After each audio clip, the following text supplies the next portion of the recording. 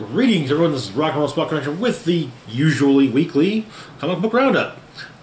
So you might recall this most recent roundup was actually covering books from the week before this past week. Well, the books for this past week came in a little bit late as well. But now we got them. So let's get started with this week's X books, shall we? As well as Avengers titles. Kicking things off with New Mutants number 16. Where we'd left off, the New Mutants were training some of the younger mutants on Krakoa. However, some of them were receiving tutelage from none other than the Shadow King. Okay. One thing they were doing was working on synergizing their powers. So the issue begins at the Braddock Lighthouse, Excalibur headquarters, as three young mutants have passed through the gate to the lighthouse, from Krakoa to the lighthouse, and then go from the lighthouse to Avalon, in Otherworld.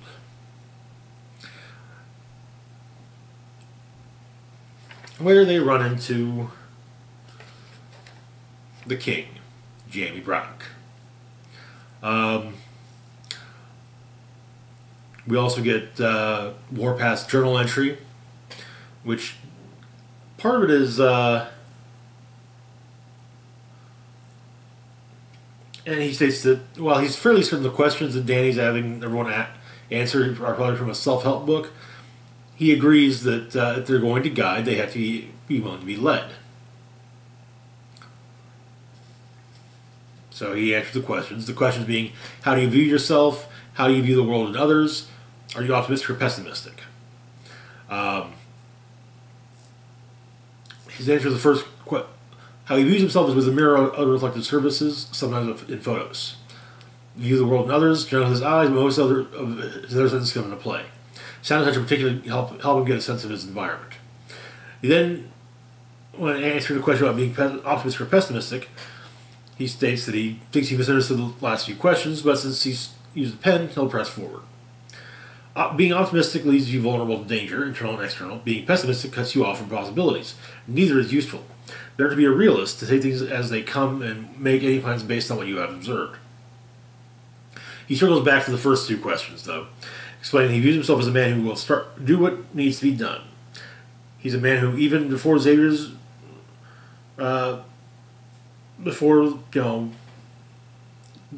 resurrection protocols, did not fear his own death, if it was needed. He's a man who hopes to help those that come after to do more than survive, as they deserve to thrive, more so because they didn't have the option. How does he view the world and others? The world supports and sustains life. It is an intricate, interconnected system of creation and destruction, of balance, that is obvious. Some people know how to be in harmony with the Earth's balance, and some do not. Unfortunately, the latter are able to exert their powers more efficiently, which is where men like him come into the picture. So, another thing that happened in the last issue of New Mutants was that Cosmar was recruited, or asked Danny Moonstar to kill her in the Crucible, and Danny refused.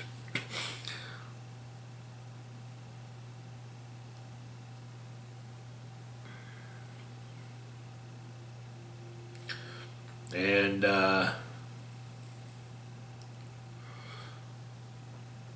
so Shadow King and No Girl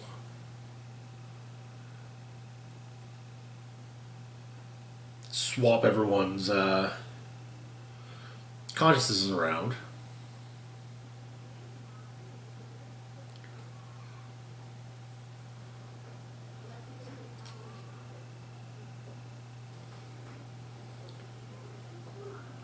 And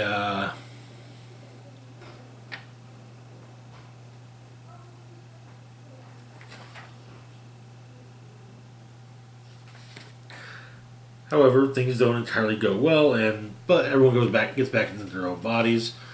Scout, formerly with Honey Badger, lays into Shadow King a bit, and apparently the switch was was overly detrimental to everyone. And it could have killed them. And part of the Scout is actually somewhat afraid, as she is technically a clone, that if she were to die, she would be resurrected.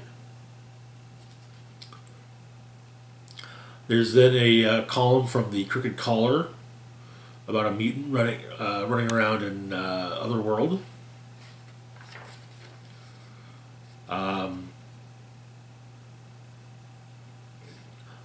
We also had a group of students that basically attack younger students and destroy their dwellings. So Ileana goes to them in the morning and basically says, "Okay, you're going to you're going to fix all that." And yeah,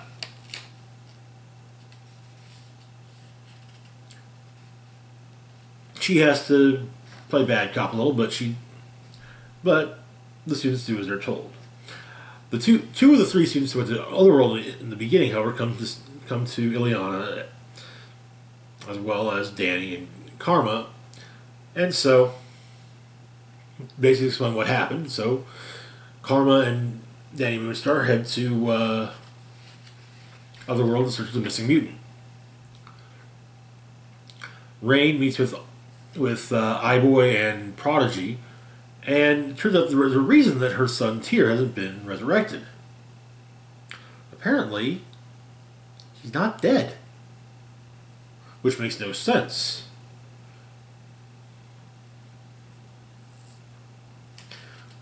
She knows Strong Guy killed him, so anyway, in Otherworld, Danny and Karma make an offering of a bagel tree to King Braddock, and he accepts and gives them as well some potions as he puts it, he gives them what he gave the boy, a way to find the truth of things. Some potions, some other. So on horseback they go off. They end up following a rabbit. And they end up in the custody of none other than Merlin, who has them stockaded because of the troubles that mutants have caused in Otherworld of late. Meanwhile, back on Krakoa, Wolfsbane's trying to find Danny and Karma, but well, they're in Otherworld. While the mutant they were tracking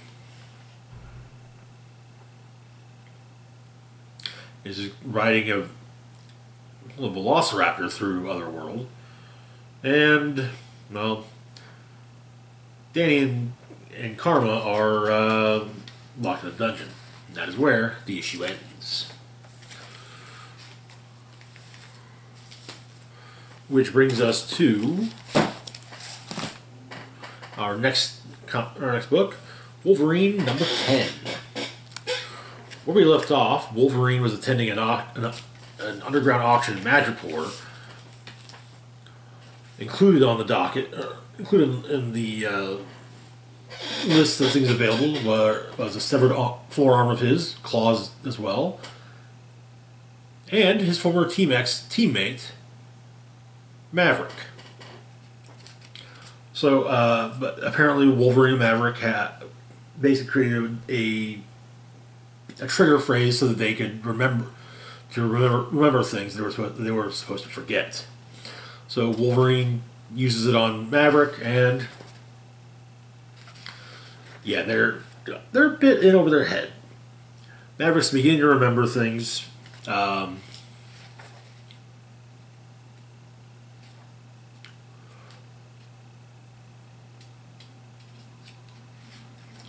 They fight their way out. However, Agent Dolores Ramirez of the X desk helps them escape, but ends up taking the severed forearm of Wolverine, while Wolverine and Maverick make their way out. And yeah, there are some feds on their tail, so they continue to fight their way out and eventually get loose with Maverick's mercenary crew coming to pick him up. There's a decrypted CIA phone log from Special Agent Ramirez, her and the director.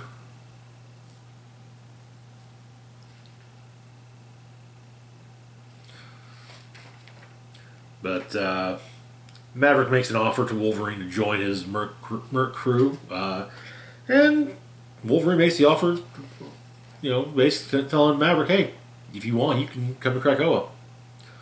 But Wolverine does agree to do a job with Maverick. The guy running the auction has quite the collection. There's Sentinel heads. There's Onslaught's armor, a MODOK chair, Hulkbuster armor. Looks like a Nimrod even.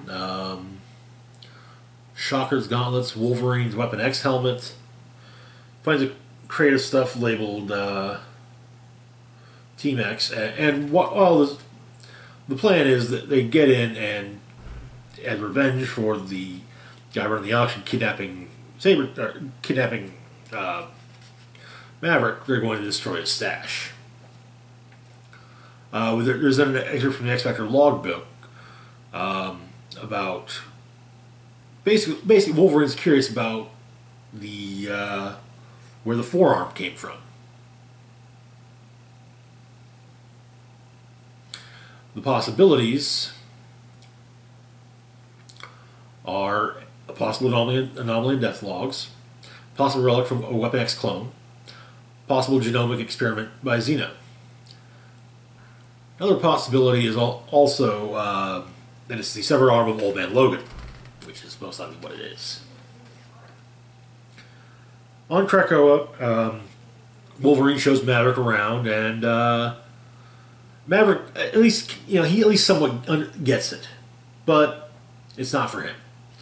And him and Wolverine basically part with it. Hey, if you change your mind, you know how to go hold of me.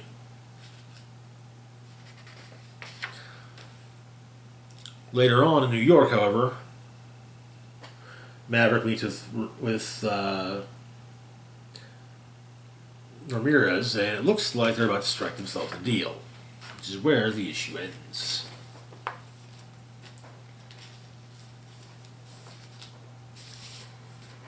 Which brings us to our next book, X-Men number 18. So, where we left off, way back, and I want to say X-Men number 6? I could be wrong as to the number. Darwin, Synch, and Wolverine, Laura Kinney, were sent by Cyclops into the vault. The vault, within the vault, time moves much faster. After a few days, over 1,000 years had gone by. And after a few days outside of the vault, over 1,000 years had passed within.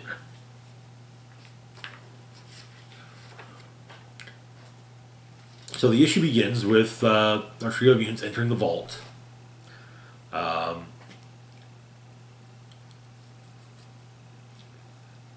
Working on getting the lay of the land and making their way through, actually into the vault. Synch is narrating, mainly talking about the fact that he is he's a redundancy.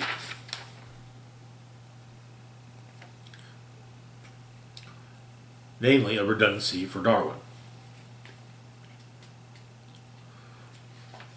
As they enter the vault, first off, we get a medical report on Synch explaining that his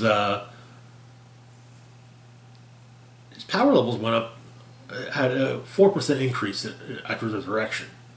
Apparently, it no longer has a dormant active state. It's basically always on. And Dr. Reyes has is thinking that a mutant husk grown from a mutant's DNA is a blank slate of mutant powers. The body has never been mutant active. However, the backup that is then placed in the husk is one that has been mutant active before, oftentimes for years. Someone that experienced mutant mind activates their powers inside a never-before-powered husk. Dr. Reyes believes this breakthrough experience, the first breach of a mutant womb, enables a mutant to surpass their original power levels and possible native parameters.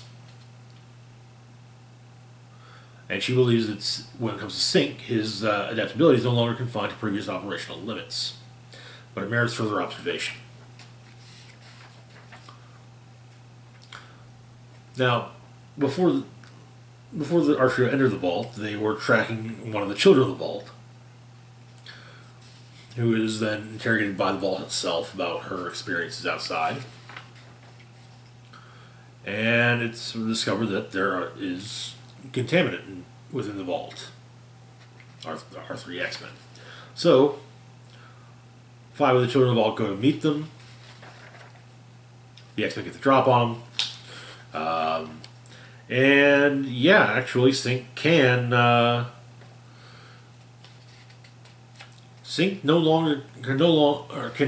not only copy mutant powers, but also non-mutant powers. But they fight the children of the vault.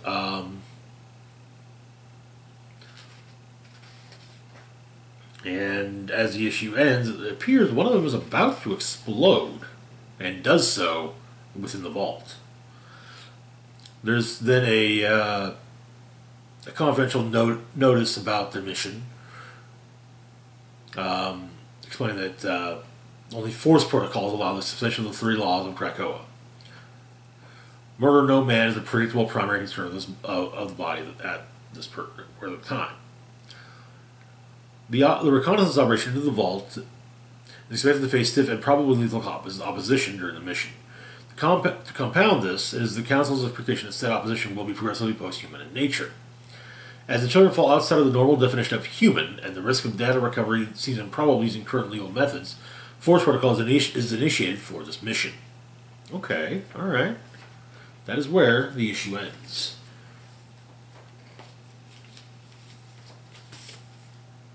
Which brings us to this week's Avengers-related titles, starting with Captain Marvel, number 26. Where we left off, O's origin had been revealed, and yeah.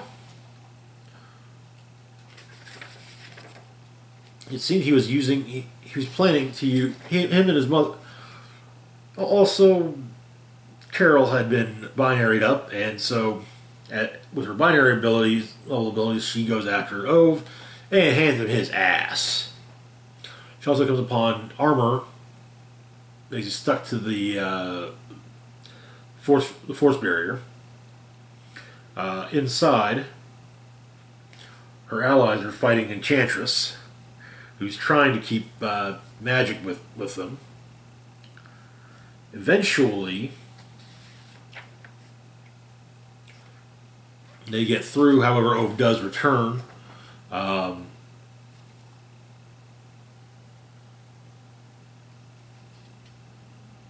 But it turns out that they didn't need Captain Marvel in particular, just a powered individual, to do the spell that Ove wanted done.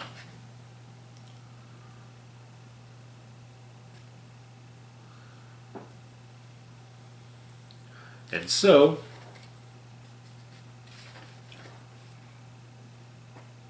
Janice ends up sacrificing herself.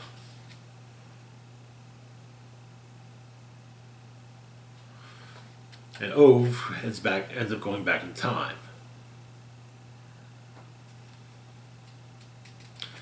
But the survivor camp a few days later is joining the Ove's camp.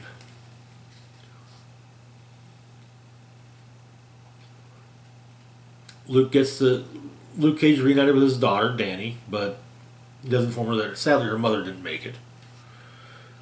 Turns out though that Magic wants to speak with Miss Marvel. It's about getting Miss Marvel home. Or Captain Marvel. Yeah. Carol. Home. A powered individual, however, must give their life force for it. And so, Jessica Drew does just that. And Binary ends up basically back where she started from, back where the story arc began. Turns out that the ship that her and her allies are going up against is actually not a starship, but a sea ship.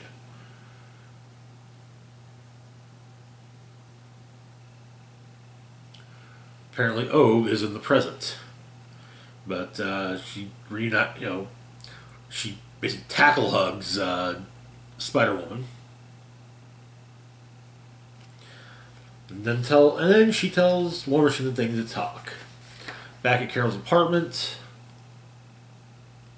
she breaks up with him, explaining, "Hey, I met your daughter in the future, and she very clearly was not my daughter. So, to ensure the possibility that she will exist, we have to break up."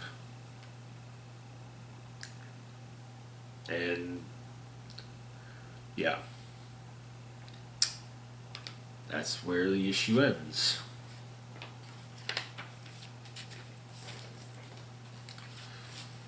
With Rhodey having left, and well, yeah, Carol kind of pulling. I know I did the right thing. I did the right thing. I did the right thing. Bring us to our next book, USAgent number 3. Where we left off, USAgent discovered that his sister was running operations in a small town. And Val Cooper was not happy about the fact that USAgent got activated. So she decides to activate his former sidekick, Battlestar. When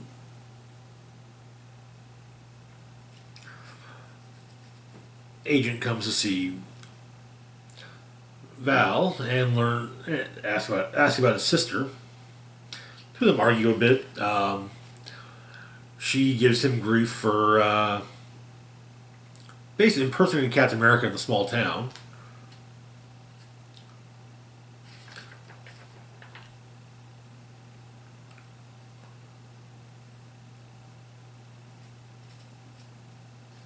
But apparently there is a new U.S. agent, and apparently nobody knows who he is. It's part of a new protocol because of what John went through. We find out that months back in Puerto Rico, Agent was supposed to break up a protest. However, he kind of just said, "Hey, let's just let them, wear themselves out." And when a tomato got tossed at him, he kind of wiped it off and was, trying to help. But the soldiers that were behind him said, "Okay, we got to go ahead," and went in Billy Club swinging.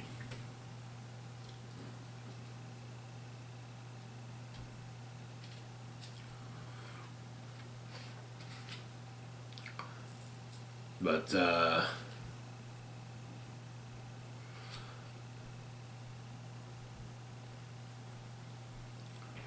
Agent has a sudden thought, thinking about his sister. She didn't dye her hair pink. She had to dye it blonde. Explaining that the missing fuel cell, chemical waste from the cells, is toxic. Prolonged exposure can turn one's hair pink, lavender.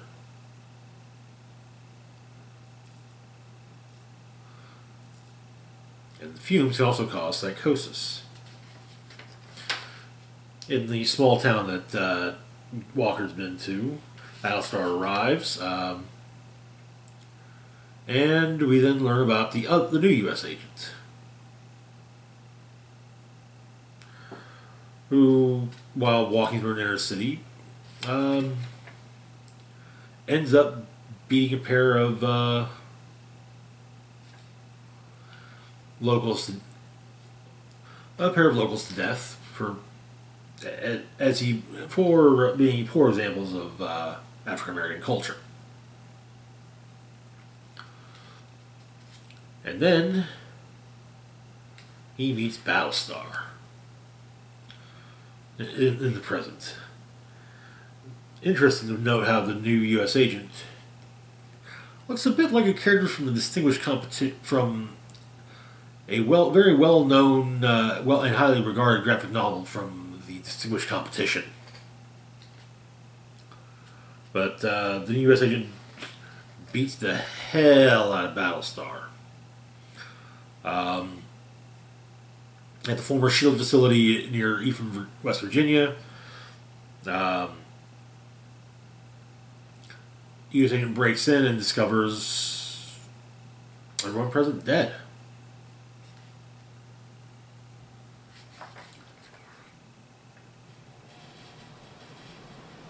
However, John's other traveling partner,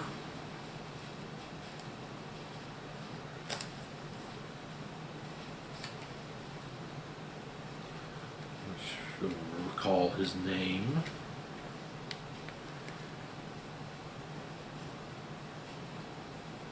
Maury.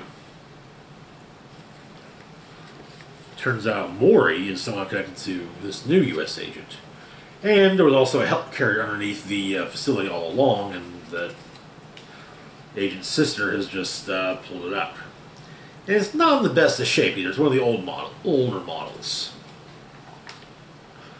But the U.S. agent, the issue ends with him saying, "Time to put an end to things, Master," to Maury, while taking a knee in front of him. And that is where the issue ends, as I already said. And that's it for now. As always, feel free to like, share, and subscribe. Links to my Facebook, Twitter, Patreon, and PayPal can be found in the description box down below. This is Rock and Roll Spock signing off, saying, live long and rock hard.